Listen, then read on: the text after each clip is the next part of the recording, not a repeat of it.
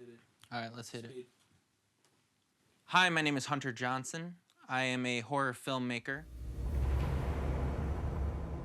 I've been attracted to paranormal and extraterrestrial type things my entire life. You know, watching horror movies growing up, it plants those seeds in your head that there might be otherworldly things out there that we don't necessarily understand. I grew up in Wisconsin, and paranormal activity was something that was relatively commonplace with my family. My aunt's house was haunted, and I'm not just talking creaky pipes or, you know, ambiguous sounds that may or may not be something. It was haunted. And I know this because I experienced it firsthand. Growing up, my cousins who were my age would tell me this, and to them it was commonplace. It was common knowledge, as if it was just a roommate or somebody else that lived in the house. Ghosts walking around all the time in their house. They said it was a very frequent event, happened all the time, day and night. Naturally, I was a little skeptical because I had not experienced it firsthand.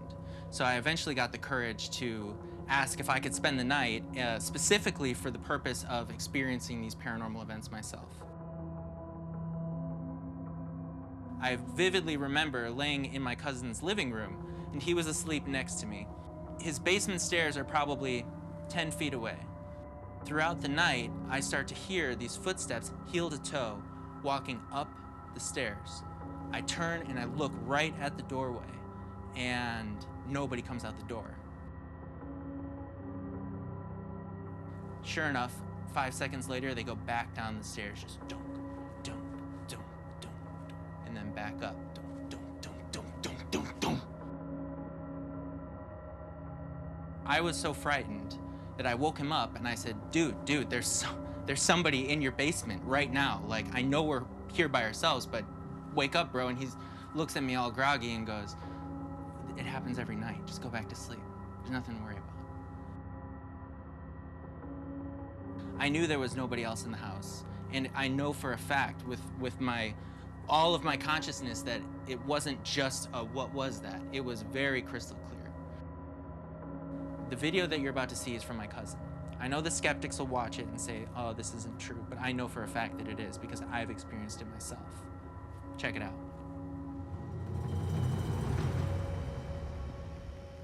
If there is someone there, can you open the door, please?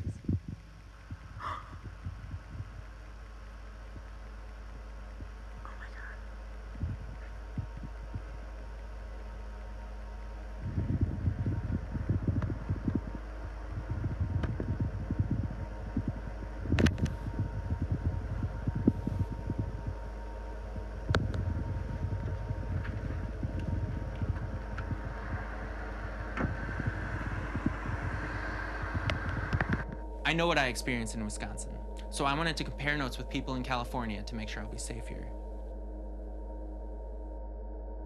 We've invited 10 California residents to share their stories of paranormal and extraterrestrial activity from their lives. Voices from another dimension. I captured a Class A EVP, which is electronic voice phenomena. Haunted houses and possessions. So I talk to my lamp. I treat him like a person. Unidentified flying objects. We know what we saw, and it was not an airplane. Unexplainable phenomena. He went into a rage and fluttered away. These are the true stories from people who have witnessed California paranormal.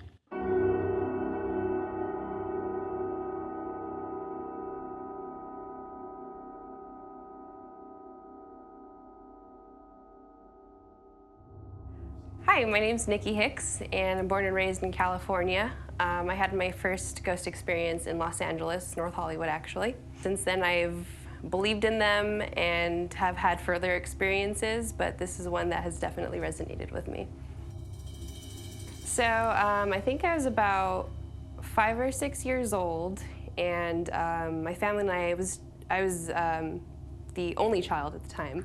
and my parents and I lived in an apartment complex that they managed. I think one of the tenants had recently moved out in one of the downstairs apartments, so I would go down there and help my parents out, help paint, do arts and crafts, kind of just hang out while they did their managerial stuff. There was one day, I distinctly remember it too, it was one of those bright, sunny summer California days, and I was dying of thirst, so we went upstairs to our apartment to get a drink. And we could have been gone for maybe 5 minutes. And when we came back down, I experienced something that has seriously changed my life. There were wooden chairs and a dining room table. All of the chairs had been flipped upside down and at an angle leaned up against the fireplace. All of the spoons that were left in the apartment were actually bent and hanging from all of the cupboards, but the cupboards were closed, so they were closed onto the spoons and bent. And there were probably like 50 spoons that were just hanging from around the kitchen. So immediately I was like, who played this joke? What is this? You know, I was 5 years old, I'd never seen this before.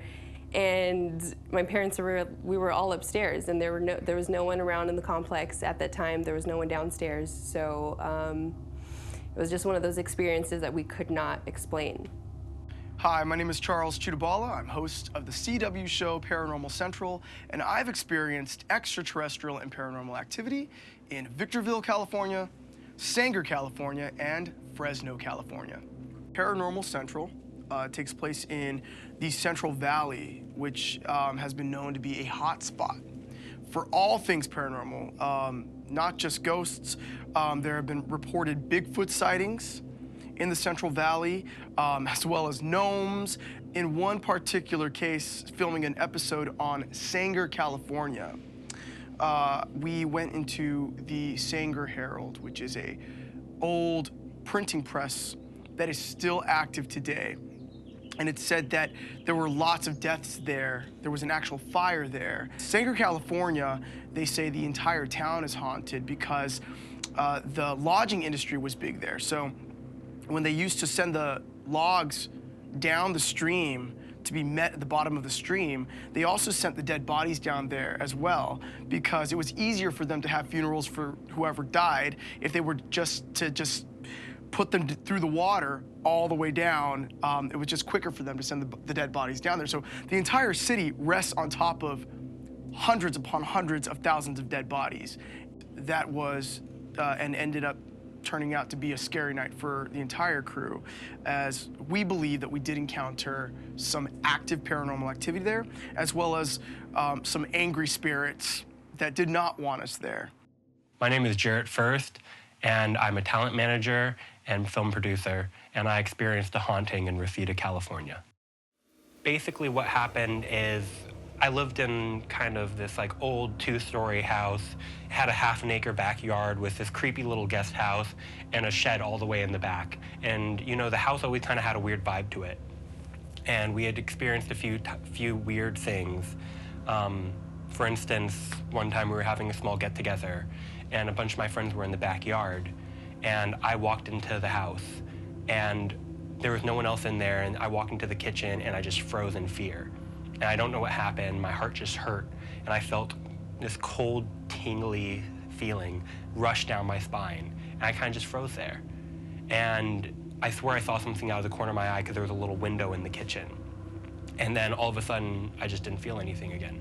And so I walked outside, and as I was walking outside, one of my buddies, Ian, was walking inside. And I walk outside and I start telling everyone about this, and a few minutes later he comes outside and he's like, "You guys, I felt this weird tingle and I couldn't move my body," and exactly how I experienced it. And so that was when I thought things were a little weird. And so I brought a clairvoyant in, who I met a little while ago, and to kind of check out the house.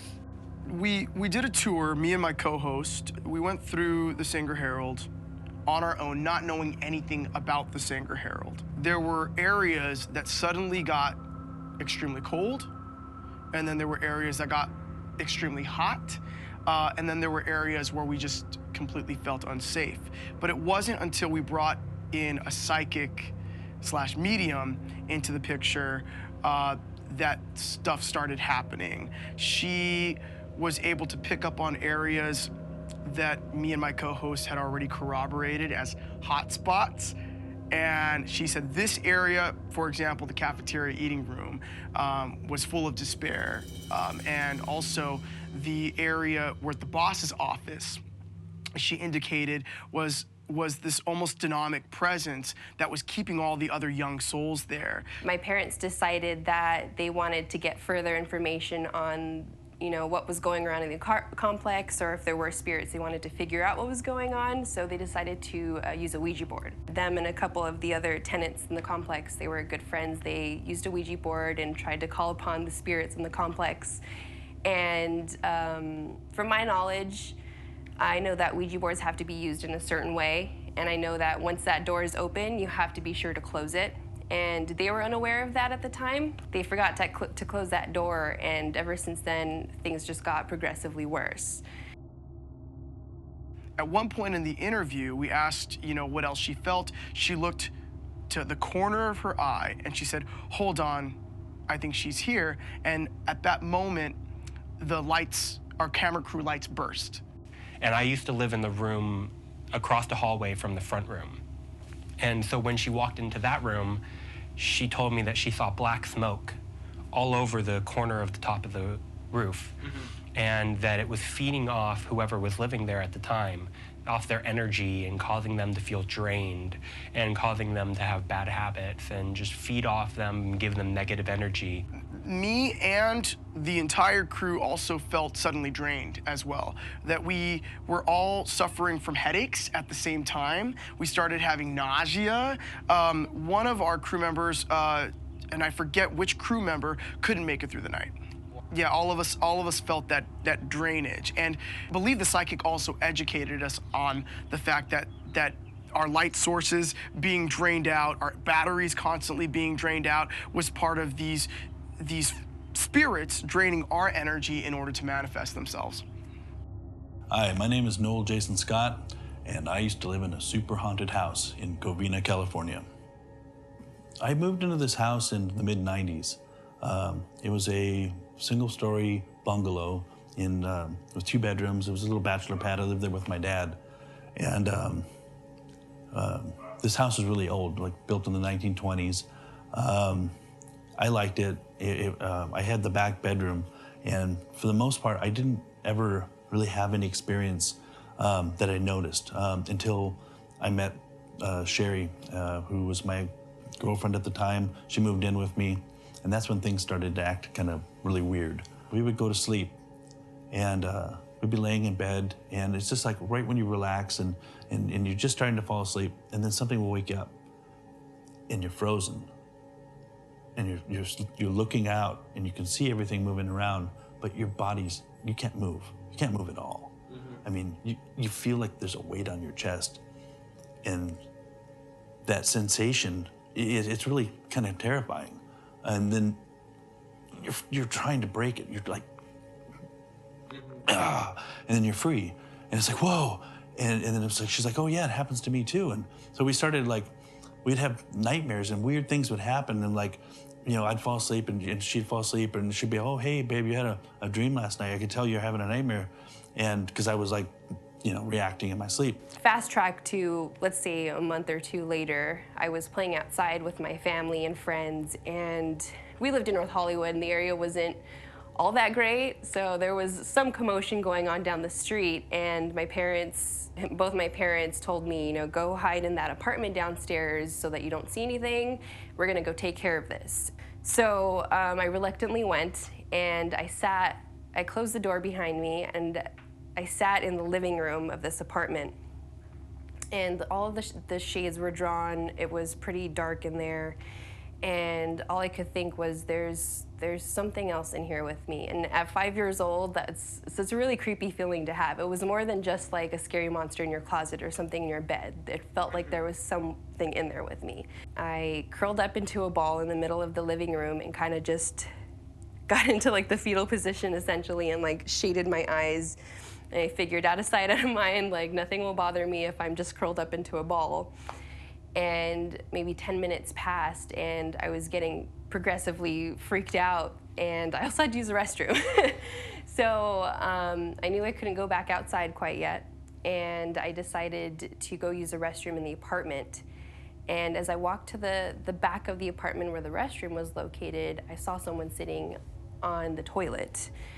So one night, we were in bed, and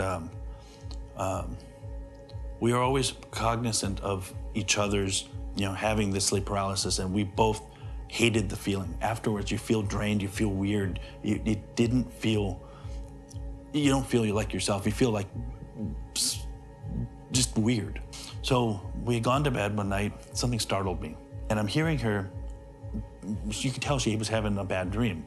So I sit up, I'm wide awake, and I look over at her, and she's moving. And I'm like, okay, I'm gonna see what's going on. And I'm trying to focus in the dark. And I look across the room, and your eyes play tricks on you in the dark.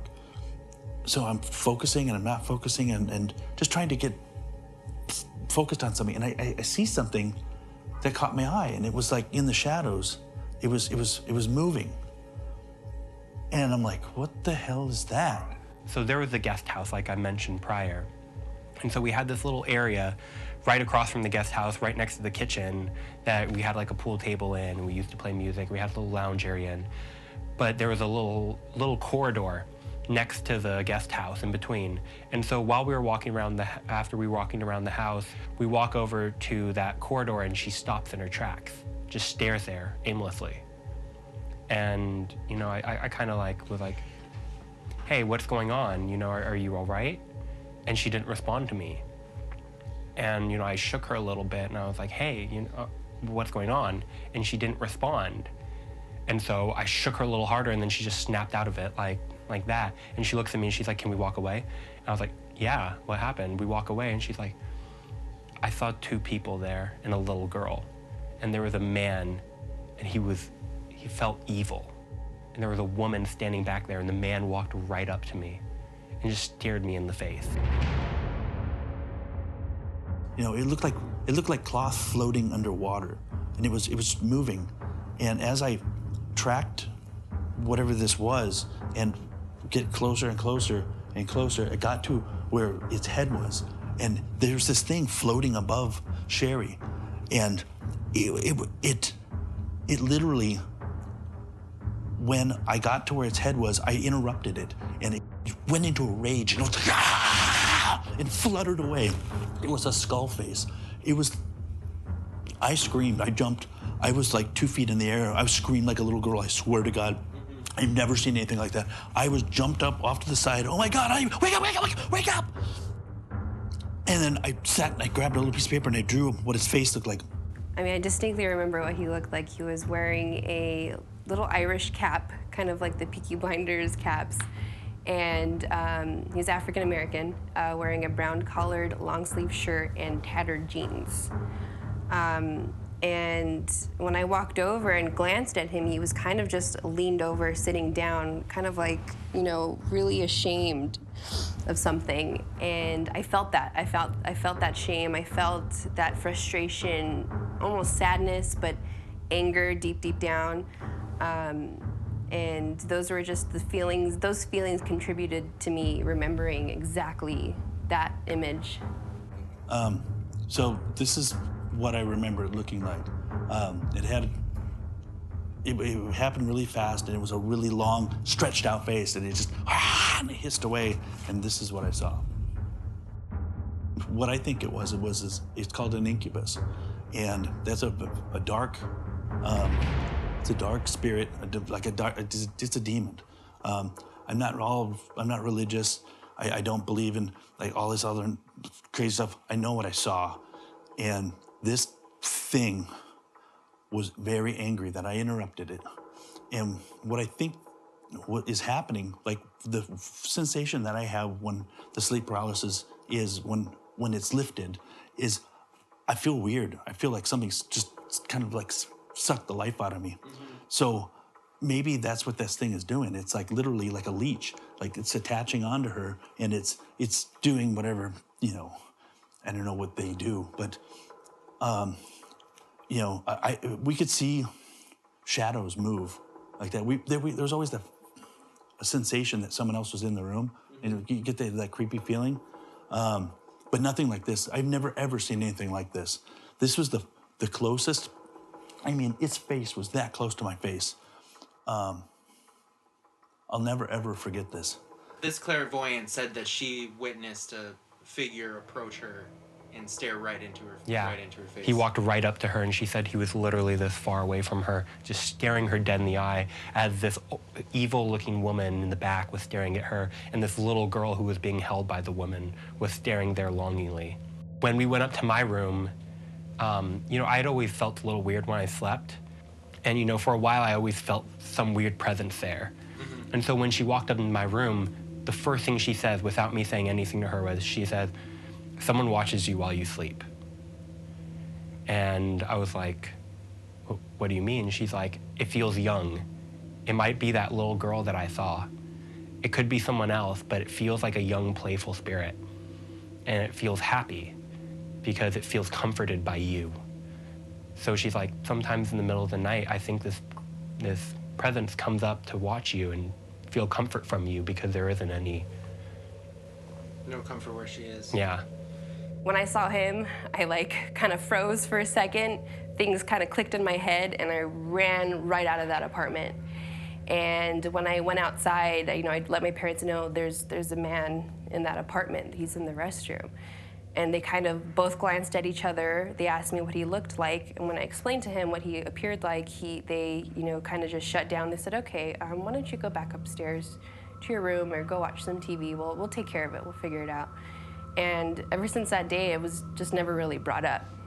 So when you saw him, you felt his presence. I did, yeah, and it definitely made me aware. I think as a person, I'm very susceptible to emotions and people's feelings, and that was definitely something that I was able to feel. And at that age, that was crazy to feel that emotion coming from a spirit.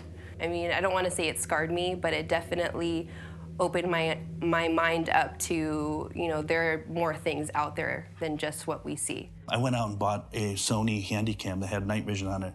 It's an analog high 8. It shot tape. So I didn't want people to think that my tapes were fake. I wanted it to be, there's no way you can fake this. You know, digital, you can do whatever you want. So I recorded with high 8 under the circumstances.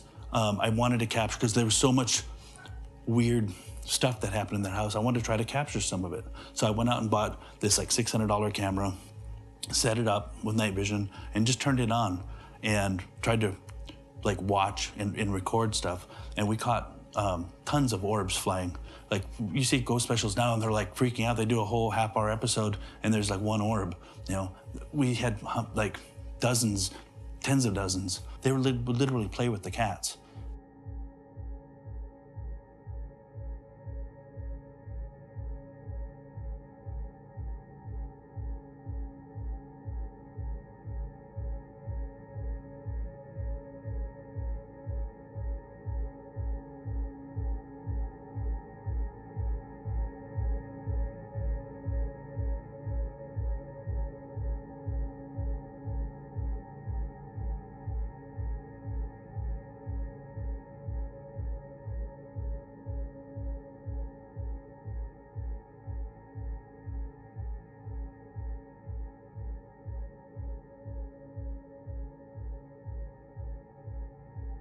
The 99% of the time, it was just calm, non-aggressive, and nothing was ever scary. It was always just like fun.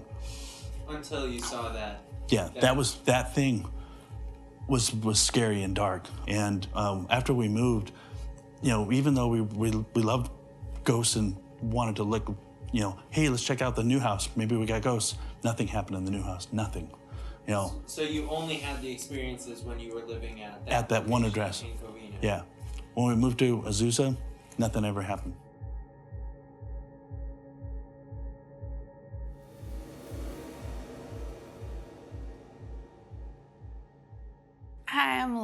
Chamberlain, and I own a pet shop online. And today I'm going to talk about my paranormal lamp made of human skin.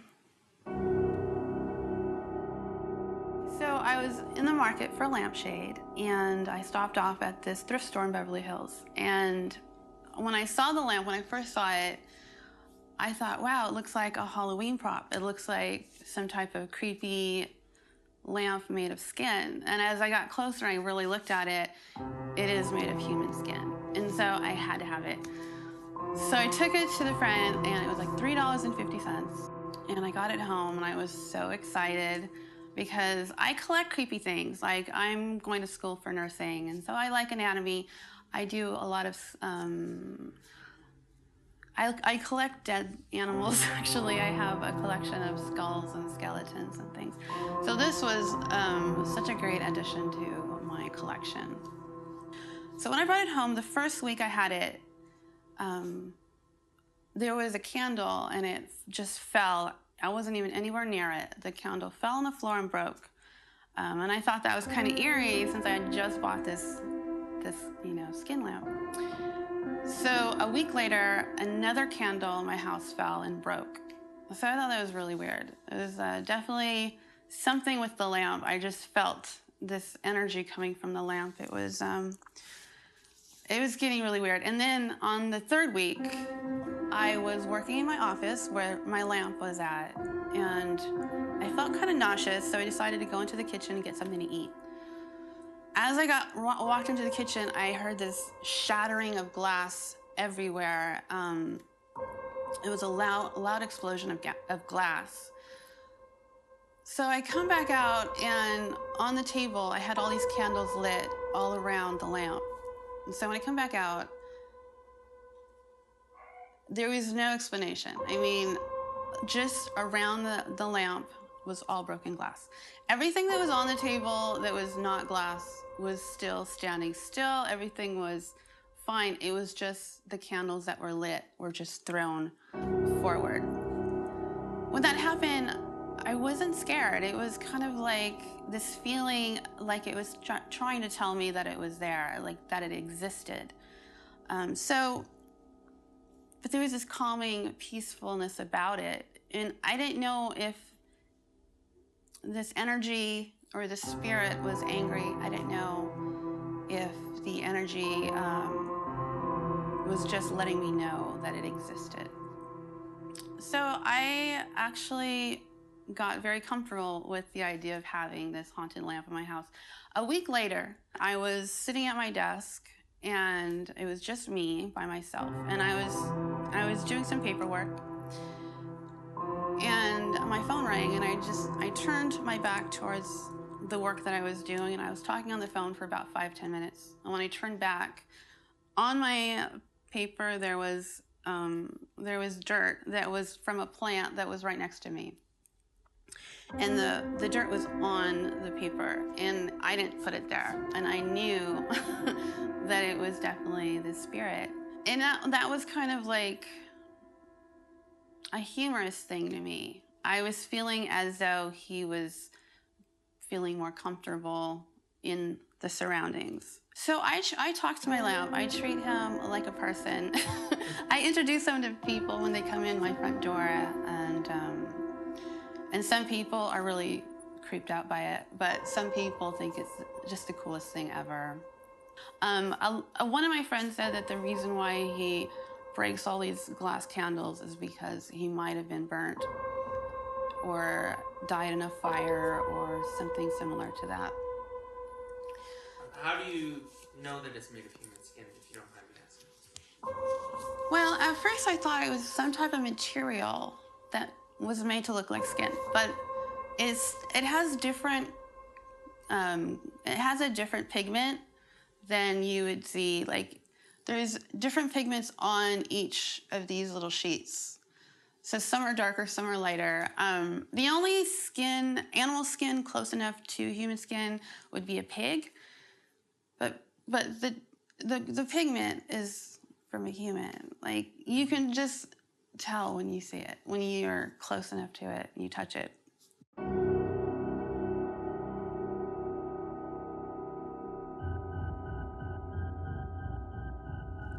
My name is Eric Van Leer. I've been investigating the paranormal for over 25 years, and I've had supernatural encounters all over California.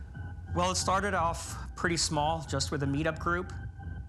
I stopped for a while because I started getting attachments. I was going to places like Linda Vista Hospital. I was actually one of, if not the first people to investigate there, because I was an actor, and it was after they wrapped The Longest Yard, and I'd found out about it, and other places such as Hillside Cemetery and Redlands. I had to stop because I was just getting one attachment after another, and it was affecting my life.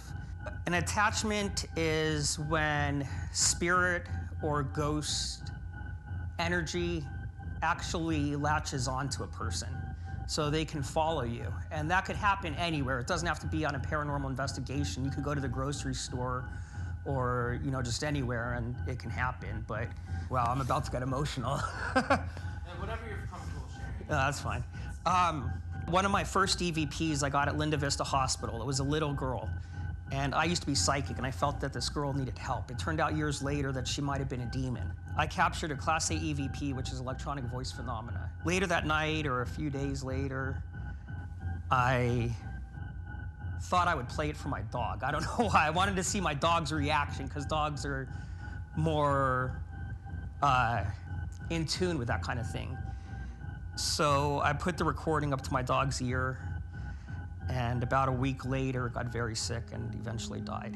Now, it was a collie, and it got a disease that a lot of collies are prone to. But I definitely have that guilt attached. There's a possibility it could have been the paranormal.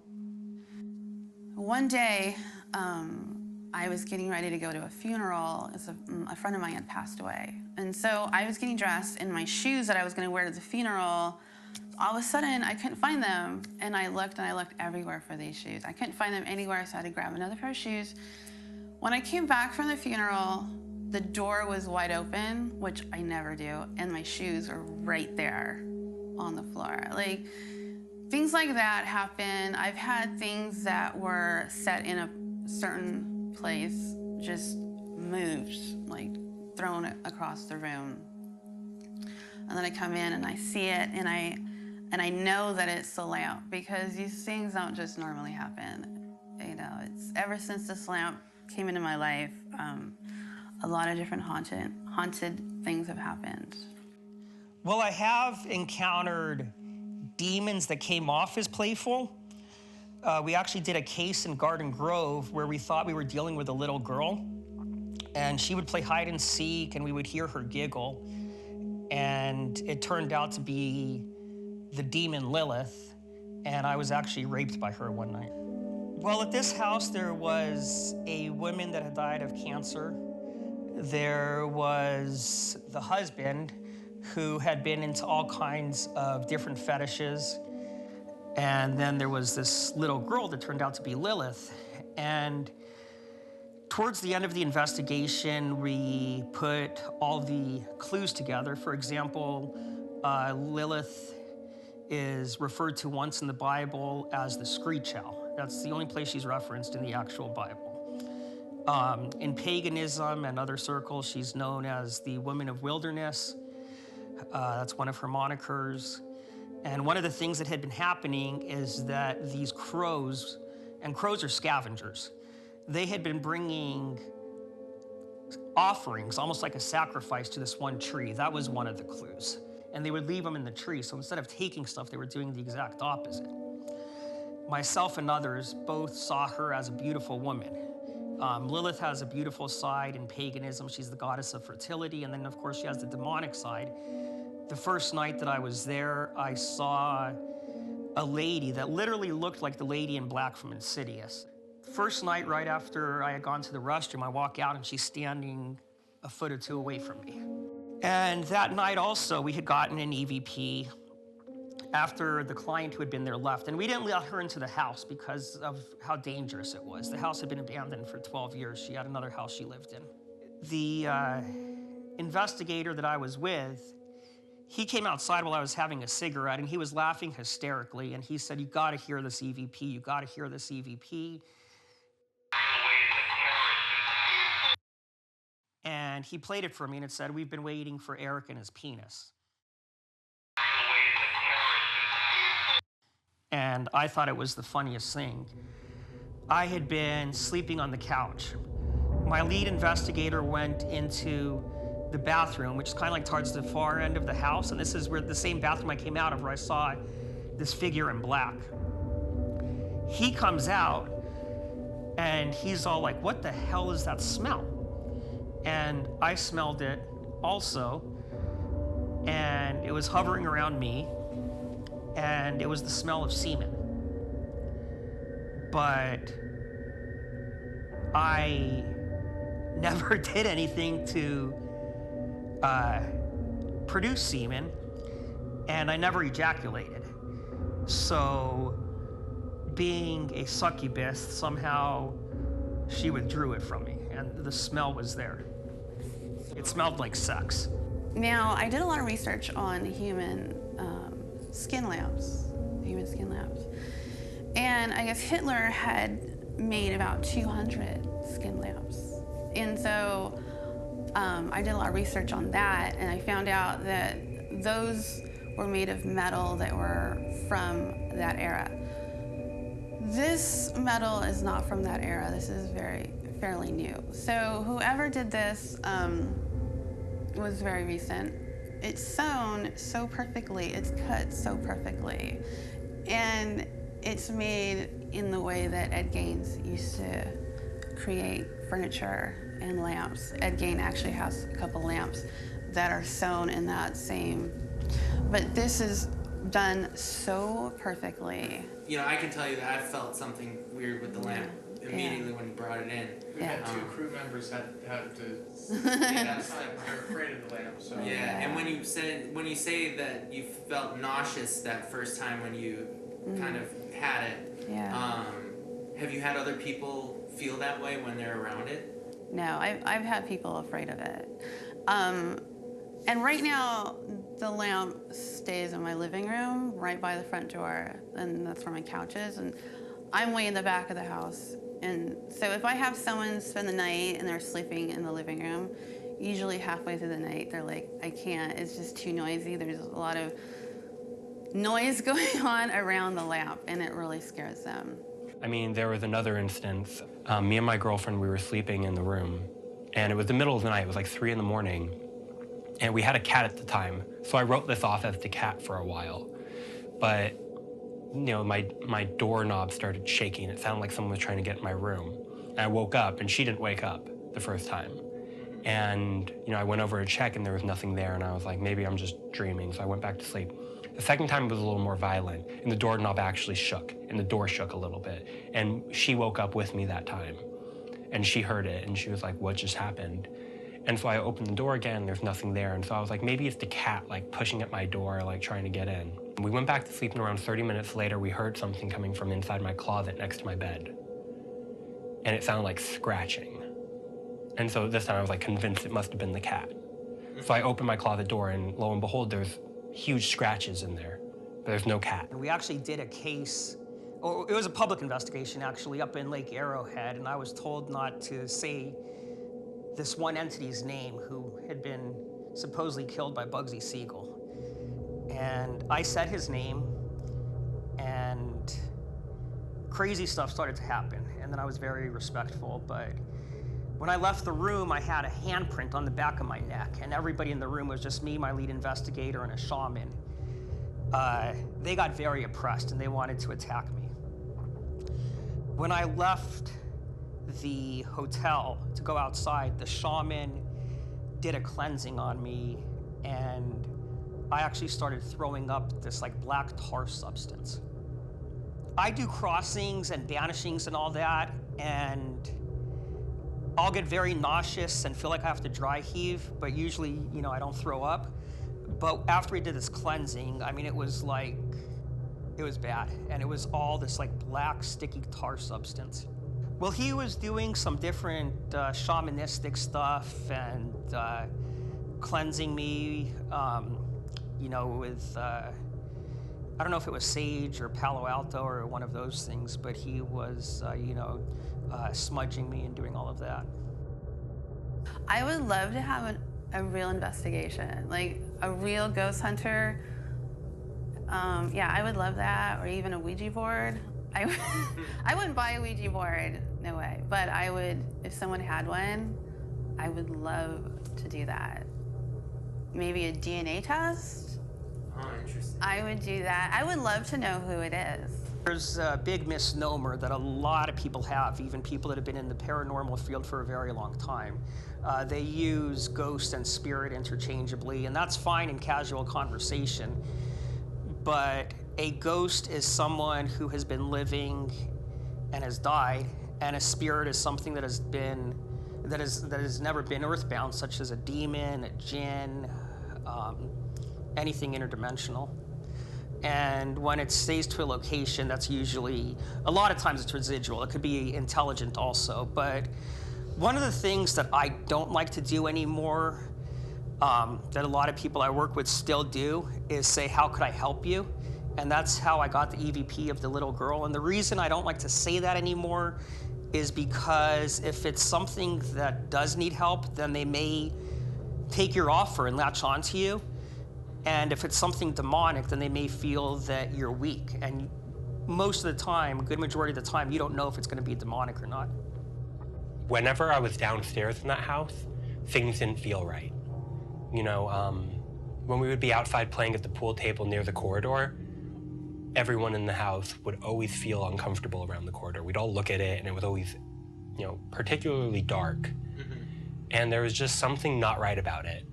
And everyone kind of felt that. So after this clairvoyant came and, you know, we didn't tell her that that was an area that was bothering us. I just walked her over there and she froze.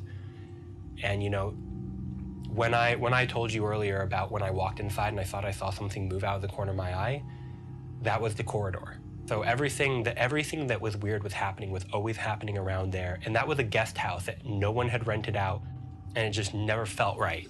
So like Einstein says, energy never dies, and although, you know, these attachments are gone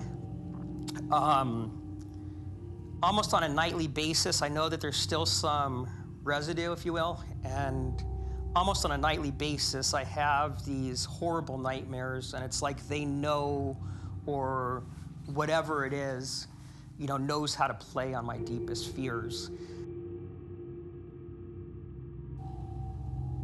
So one more kind of quick question. Have you acquired it legally? Is it Yeah, it's legal. What is the legality of it? Well, I didn't make it. As long as I didn't make it. My friend's an attorney, and I've talked to him about it. He says if you didn't kill anyone, you buy it from a place, and it's not illegal to own it. Yeah, it's legal. That's legal.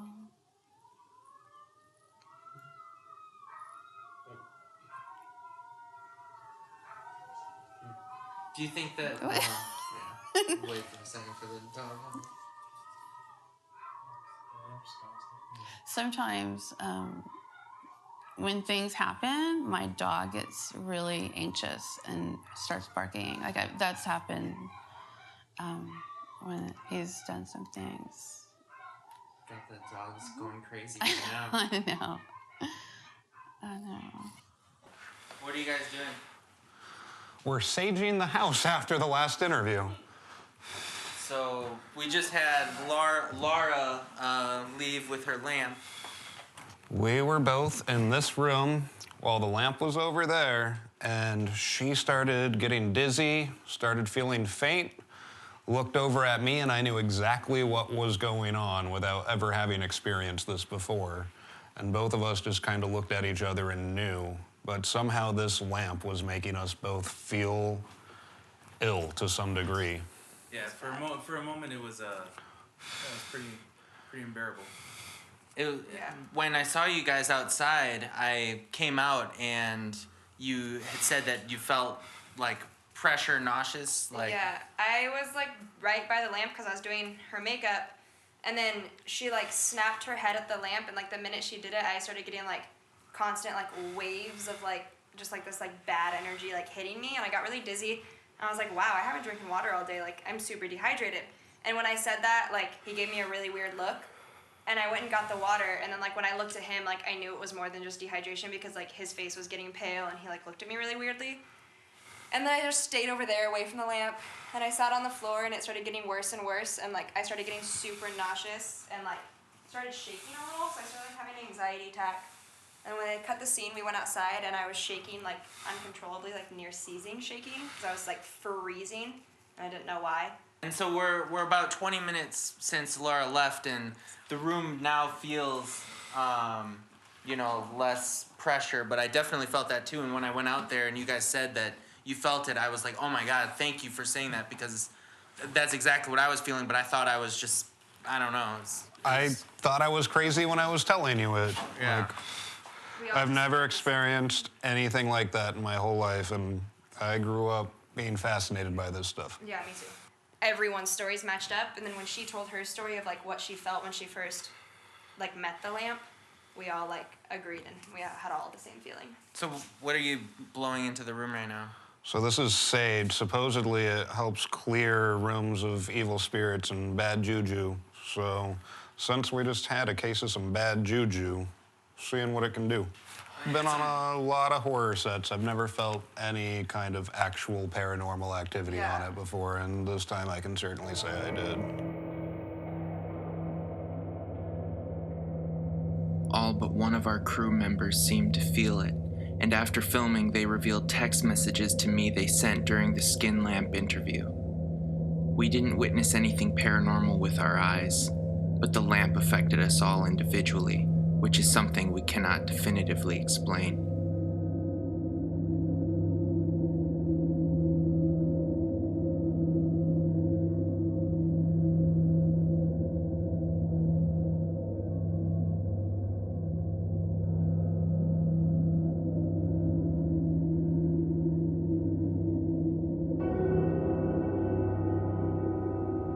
But sometimes activity comes from the skies. I recorded this at the time, unidentified flying object, while working in Chatsworth, California.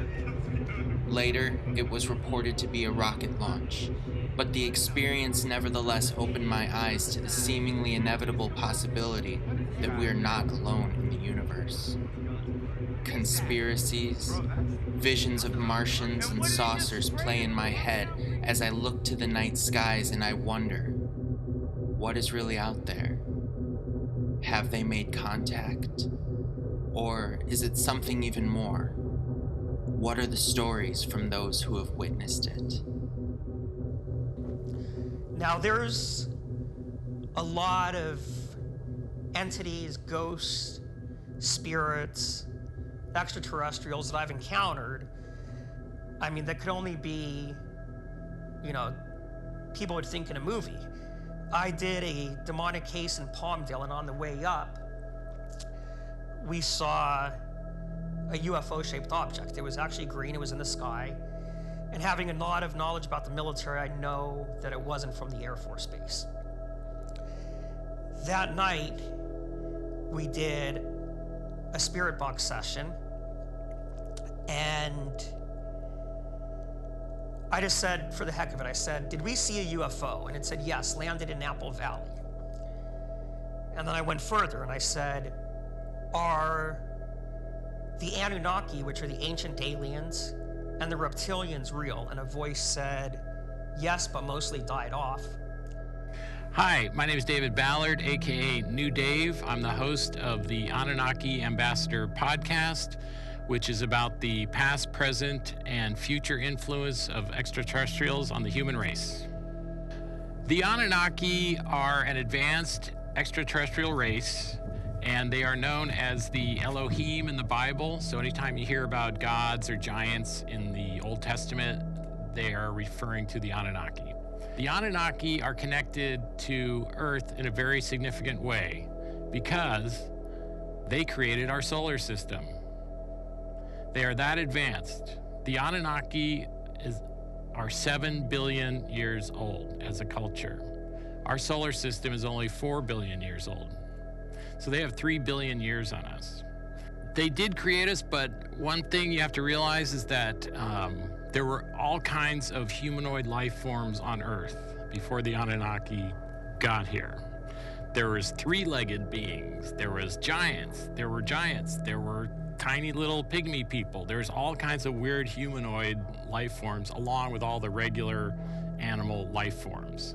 So yeah, they found it to be a very fascinating world that they had created. So they stopped and started to check it out. They basically started a scientific expedition, just like National Geographic will go to the South Pole or deepest, darkest Africa. They just came here and started checking it out. I actually got a picture, which I have on my phone actually, of King Anu, who is the head of the Anunnaki. And in the same picture is Slender Man. And this is, I've shown this to people who know about Photoshop. They said it's definitely not Photoshopped. And this was from the same location.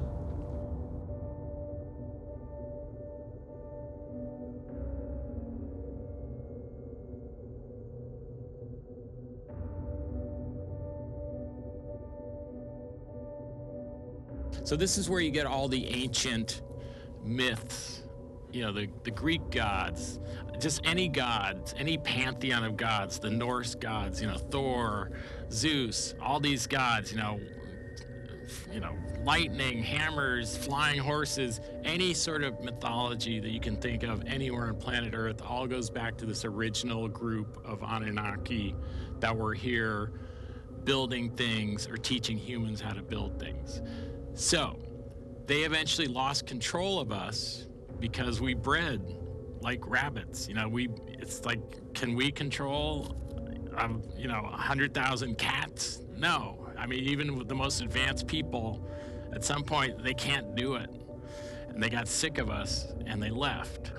They have been watching us though, like Santa Claus. You know, they can always watch us. My name is Blaise Goba, and I am a spiritualist, and I live here in Southern California. Really where I should start is after I had heard this story of a friend who had, his parents had an experience with a UFO in their backyard in the Hollywood Hills back in the, I believe in the late 70s, early 80s. I think it was late 70s. I just decided I wanted to see a UFO. I was like, everyone always says they have UFO experiences, but how do you have a UFO experience, you know? And so I decided I would just attract it. I would just start visualizing it, you know, that I would see one or have some sort of experience. I didn't know how to attract it necessarily. So I just started saying I was gonna see one. And then I kind of forgot about it after a while. A few weeks went by and I hadn't, you know, you get busy with other things in life. And, we work, right? And it was like 2 o'clock in the morning. It was November, mid-90s, like 96, 97. And I was asleep in my apartment in Glendale, California. And I literally heard a voice right in the right-hand side of my ear. And it said, "Go up on the roof." Hi, I'm Jerry Pierce, and my extraterrestrial story is from Bishop, California. This would have been in the spring of 1987. I think I was 10 years old, and I was with the Boy Scouts, Troop 147, and we were doing a 3-day hike camp out in the Sierra Nevadas by Bishop, California. It was a really high altitude.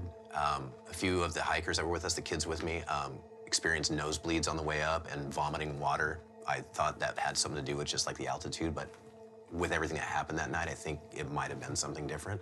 We got to the campground by dusk. Most people put up their tents and stuff. Some of us opted to sleep outside by the fire. At this point, the fire was dying down, and everybody was asleep except me and my best friend, Louis Brennis. We were just kind of up cracking jokes and stuff, being kids, and then out of nowhere, all of a sudden, there was this sound, this rumbling sound. And it first started like I said, out of nowhere, but it was coming from everywhere. I don't know how else to explain that. It sounded like it was literally coming from everywhere. I thought it was boulders at first. I thought it sounded like boulders, like a landslide at first. But that's directional. Like I said, it had no direction, so it seemed like there was landslides all around me. And then I knew it wasn't like boulders because it shook us, like it was everywhere. That lasted for a couple of seconds, and then out of nowhere, there were these lights right above us. If you go outside and you look at a telephone line, it'd be about as high as that. I'm gonna say 20, 25 feet max. Hi, I'm Jim Francis. I'm a comic and a radio host. And about 3 years ago, it was the summer of 2015, when my son James and I witnessed a UFO in the city of Lincoln Heights.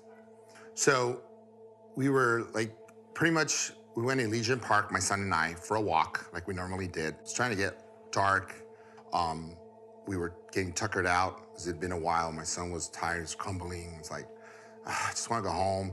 And so I said, you know what? Let's get to the car. And we're getting to the car.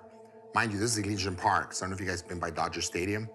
It's real dark up there, and you know, it's hilly. I mean, it's a lot of plants and what have you. It's really luscious. If you haven't been there, go. And suddenly we saw like a flash of light. It was bizarre. It was really weird. It went like this. It zigzagged somewhat, and the next thing we saw was somewhat like a tic-tac. And it kind of stood dead, hovering over the park. Believe it or not, it was really weird. When I was 8 years old in Victorville, California, I was at my best friend Shane's house, and he had a trampoline that we used to go and jump on, and we would fight each other.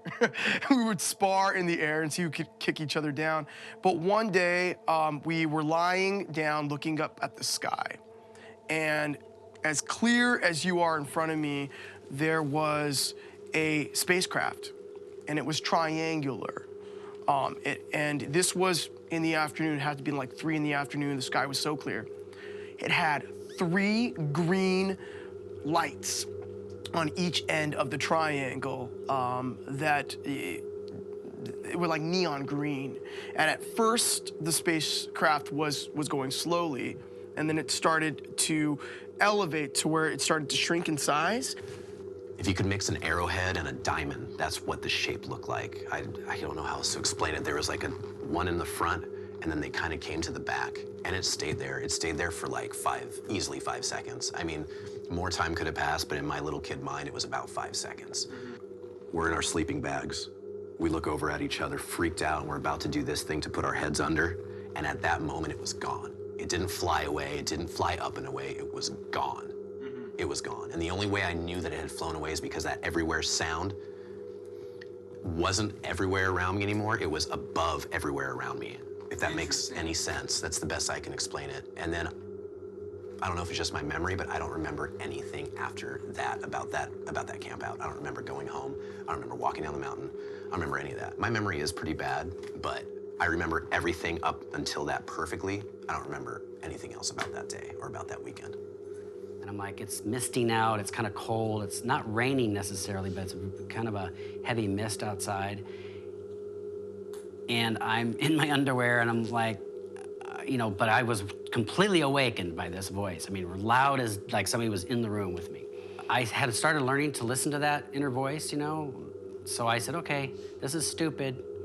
I'm gonna go up on the roof. I don't know why I'm going up on the roof. I wasn't told why I'm going up on the roof, but I went up the stairs. We lived in this old building built in 1927, so there's no locks or anything like that. So I just walked right up on the roof, and like I said, it was misting. I'm in my underwear. I didn't change my clothes or anything. I just went up there because I thought, okay, I'm gonna just go up there, get this thing over with, and probably go back to bed.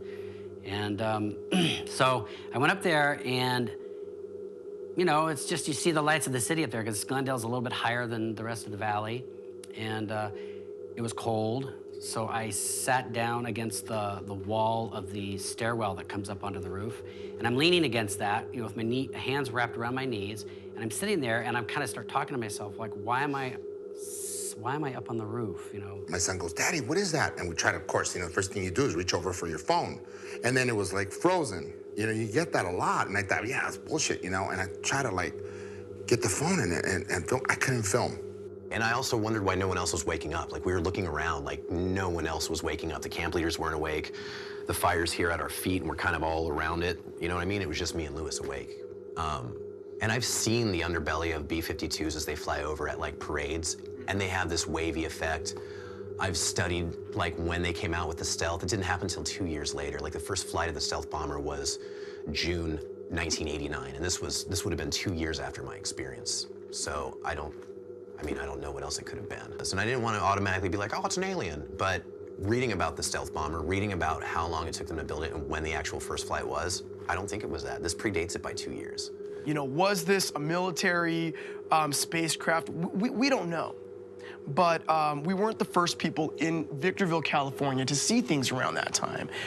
But we know what we saw. And it was not an airplane, like, for sure. It was a triangle, and it had 3 green lights. After about 15 or 20 minutes, I was really cold, and I said, you know what? This is BS. I'm gonna go back to bed. And I heard it again. No, stay. And I said, okay, but I'm gonna go. And it's like right after I said that, I'm sitting there facing the Hollywood Hills, and it's a low clouds over the mountains, and I see this like turquoise blue light, this spot of light just dropped down out of the clouds. The clouds were glowing, and it shot down pretty fast. I mean, it was like right over where the Hollywood sign is, but we're on the backside of the Hollywood sign, right? That's where I'm looking. But I used to hike up there all the time. I'm like looking at it, and it comes down, and then it just goes and just disappears up the coast. I mean, you know, up the Santa Monica Mountains. I mean, fast, just gone. And I'm like, okay, that had to be a UFO. What else does that? I mean, it came down, made a 90-degree turn, and just disappeared.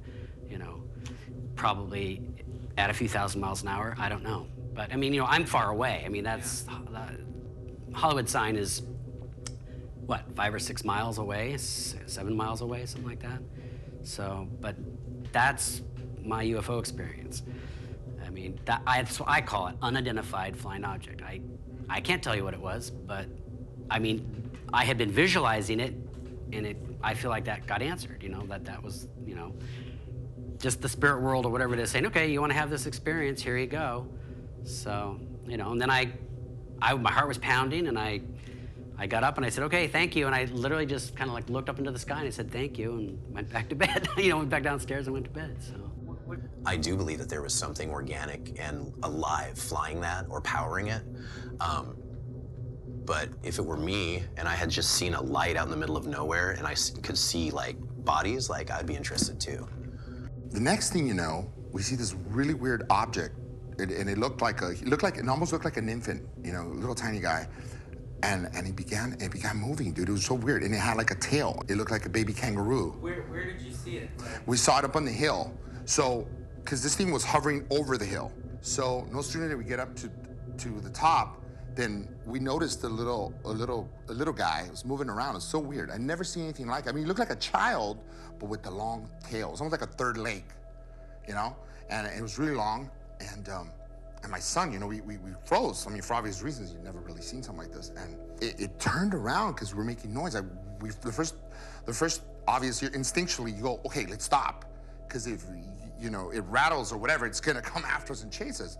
And we had already climbed like midway to the hill to try to look at this object, whatever it was. And now we don't want to scare this thing, you know? It began to move a little, and then it scurried along. And then we didn't see it anymore for a while. And then before you know it, it was gone. This little capsule, whatever, it got back into it, and then it was like supersonic speed, dude. It was crazy. Me personally, I don't think it had living beings in it. I don't think it was big enough necessarily. Not that I know how big any sentient, self-aware, self-conscious, intelligent life is. You know, it could be crystals for all we know. Like, you know, if you ever watch Star Trek or anything like that, you know, any life forms can come in any form, right? I mean, intelligent life. We don't know. So what was it? To me, it was an unidentified flying object that I just wanted to see, you know, that I just asked the universe to show me, you know. The Greys that everybody knows about from Close Encounters and abductions and all that were kicked off of their home world known as Safribe. They came here a few million years ago and just basically moved on in like squatters. Okay, they're super advanced, they're trans-dimensional beings that can, you know, navigate through space and time in the blink of an eye, but they're basically squatters here on the world that was created by the great and powerful Anunnaki. But key concept here is that they are the original Earthlings, per se, because they came here millions of years ago and moved in, okay? So they are therefore not extraterrestrials, but intraterrestrials live. So the Greys are primarily actually under the ocean in what is known as the Bermuda Triangle. There really is a thing. They're up in Alaska. They are in New Mexico because there's humongous natural caverns in the middle part of the country, in Utah and New Mexico. And that's basically their primary, that's where they live, in these huge underground or underwater caverns. Here's the thing, my first marriage, I was married to this woman whose father and mother were part of the CIA for 35 years. And you couldn't get higher up in rank than her father was. Any military base he'd walk on, everybody would salute him and say top. They'd call him top because you can't get higher than that. We drove through Area 51 on our way to get married from Seattle to Nevada. And driving through this area, she was like, oh yeah, that's where my dad works. And there was no signs for Area 51. And I'm like, what do you mean that's where your dad works? And she started going into detail about him at Area 51. And I'm like, well, but that's not for a few hundred more miles. And she said, no, it's here. Look around. Look at that apple you're eating. I was eating an apple. I'd taken 2 bites of this apple, and literally within 2 minutes, the entire thing exposed was brown. Every bite I took was brown. She said that had to do with all the different chemicals in the air surrounding Area 51. On our drive through, as we got closer to Area 51, for some reason, and I've never seen this before, and I haven't seen it since, there was a dead cow on the side of the road, completely intact, on its back, dead, with its legs sticking straight up in the air.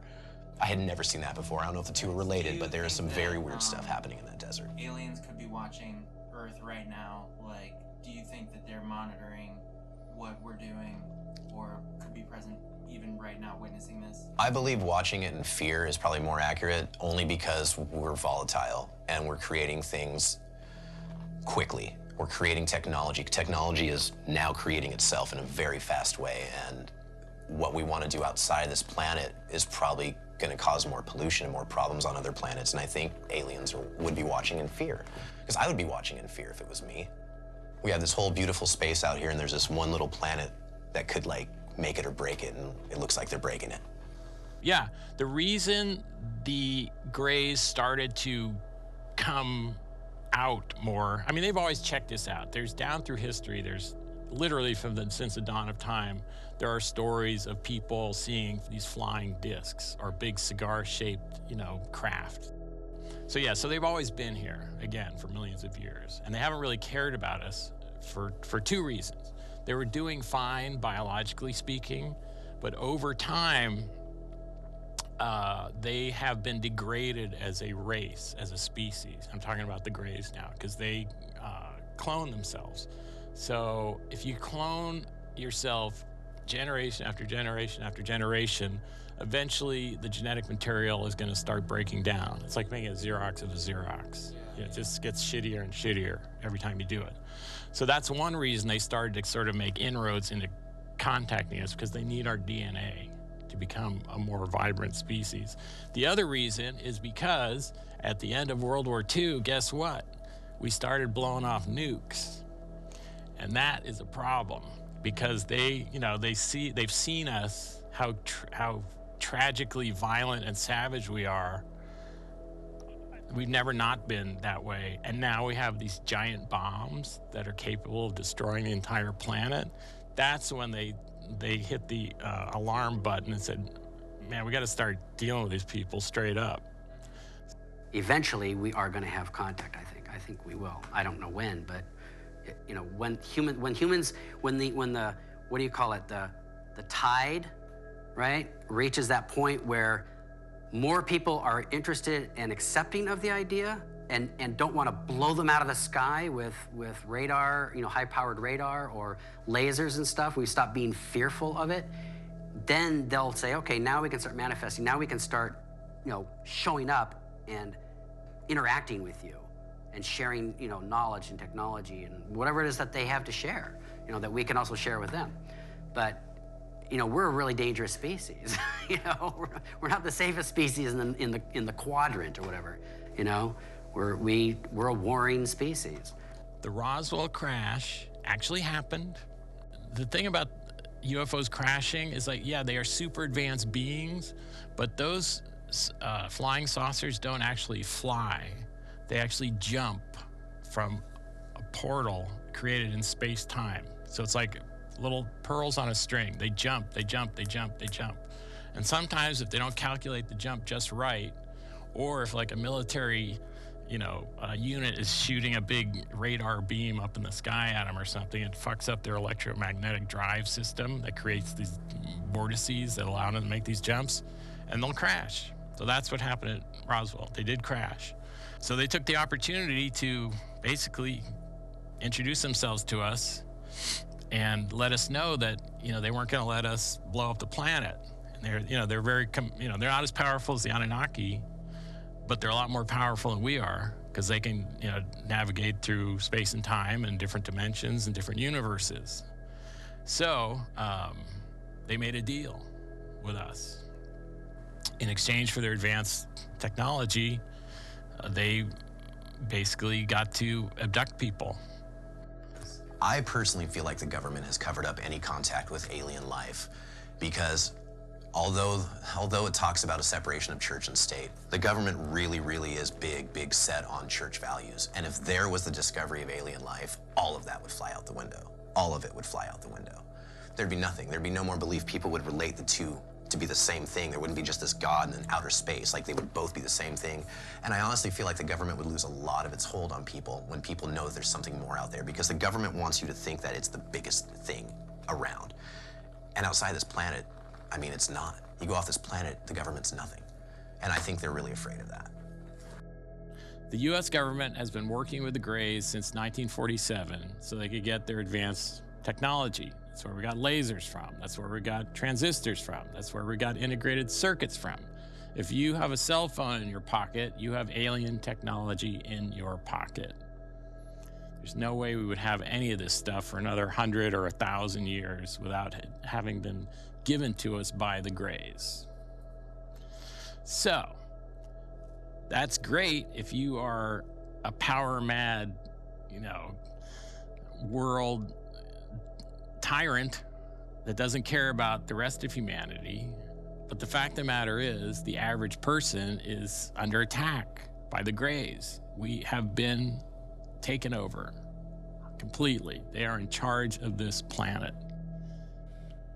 I do believe in this. I do believe that paranormal experiences exist. I do believe that there are things that we don't understand that exist in this world that we won't ever really know the full truth about. But that doesn't mean that they aren't real. The thing that's really crazy to me about experiencing something paranormal is that you can take what you've experienced and you can talk to other people about it, and they all have very similar stories, very similar experiences and things that are just too coincidental to not be legitimate in some way. Yeah, there's a lot that we can't explain. So I love skeptics, and I encourage skeptics to use technology, to use the resources available to them to test out this stuff. At the very least, it's interesting enough to know that there are things happening around us that cannot be explained by just flat out calling it a ghost, but that we can test it. So I encourage all skeptics to get their equipment out, go out and test it for themselves, because some of this stuff does need to be debunked. There are people out there that are creating hoaxes. We know this, and they ought to be debunked. They're misleading people. But for the families that have been traumatized for things that they've experienced, they have a right to be validated as well. When I talk to people about stuff now, no matter how outlandish it sounds, to me, it's like, don't judge the book by the cover, just listen to the story and file it away. So when I hear these stories from people, I just, we know we're not alone, Where is what we're experiencing coming from? That's kind of how I have to word it, because I've never been able to validate it with, another being, right? I haven't had that experience yet. But, how can we possibly be alone, right? And how many dimensions exist out there, like conscious things happen. And it happens all the time. There's not just like extraterrestrials. People talk about, ghosts or entities and things like that, or whatever it is, whatever that experience is. Stuff gets out into the, media. We talk about it, it goes into your heads, you think about it, and then you're attracting that. If you're interested in it, and there's literally millions of people on the planet now that are interested, so they're thinking about it. When you think about it, it draws that energy to the planet, right? I have no doubt that it exists. I can't convince somebody who doesn't believe. So I won't even try to argue the fact. I just know what I've experienced. And I think a lot of people who are not open to that, the spirit will not even communicate with that person. I think you have to be open to communicate with the spirit in order for that to even happen. So people that don't believe and have never had those experiences, I think it's because they're closed off to it. And I do believe, like, if I wasn't open to the idea, I probably wouldn't have had any kind of experiences. Anybody watching this who still has doubts about anything extraterrestrial, I would say you should compare space and aliens to what people on Earth talk about God and religion being, and you should really try to compare the two and date it, and go back and date it, and go as far back as you can. And you should look at old writings in temples, old writings on pyramids. I mean, it's there. The truth is there. And I mean, we're literally like, this whole moment, it was right before our eyes, and we could just not get over it. I mean, for days on end. I mean, the story was told to friends and stuff. They thought you're fucking high, for sure. You must have gotten stoned or what have you. And then I'm glad I'm here to be able to share this with you guys. People don't believe in ghosts. People don't believe in space aliens or whatever. Who knows what is possible, what is out there. The only thing that I know is what's happened to me firsthand, and that I would never, ever make up the story. I couldn't, I don't feel that I need to prove myself to anyone, and a lot of people know that I'd rather have, 100 friends on Facebook that are true than 5,000, that think I'm full of shit. I mean, I don't care. I don't care, but to me, they're just a waste of time. I don't need to prove myself. I know what I've seen. There are some people who say they don't believe in ghosts, and there are some people who can give me a full-on explanation of what they see, and I never want to not believe someone because I've seen it for myself. Whatever someone believes is their own beliefs. I know that I have certain beliefs and that I don't believe that we end here in this life. I mean, there has to be something more. I don't believe that a soul just dies with the body. There's more out there, and there's things around us. The soul just can't just disappear. It's energy that has to go somewhere. So if that energy is dark or good or whatever it is, it can get stuck there. And it can manifest itself however it wants. It can get stuck into buildings, it can get stuck in fields, it can get stuck in rooms, it can get, stuck to a person. But that's just my belief. I mean, everyone can have their own belief, and maybe I'm completely wrong. I won't know until I die. Nice. So yeah, I just think people really need to understand that humans have this incredible potential that was built into them by the Anunnaki, but we have sort of become this decadent, lost race of people. We're polluting the planet, we're continually killing each other. Just look at the news every day. It's just like we do not have our shit together at all. It just keeps getting worse. And, it's not just our fault, again, because we've got these evil forces at work. There are evil spirits, This Earth is like a very highly energetic planet that is full of all kinds of crazy energy, including evil energy. I mean, you can't avoid it. We're swimming in it. So people need to realize that we're, awash in aliens. We are awash in evil spirits.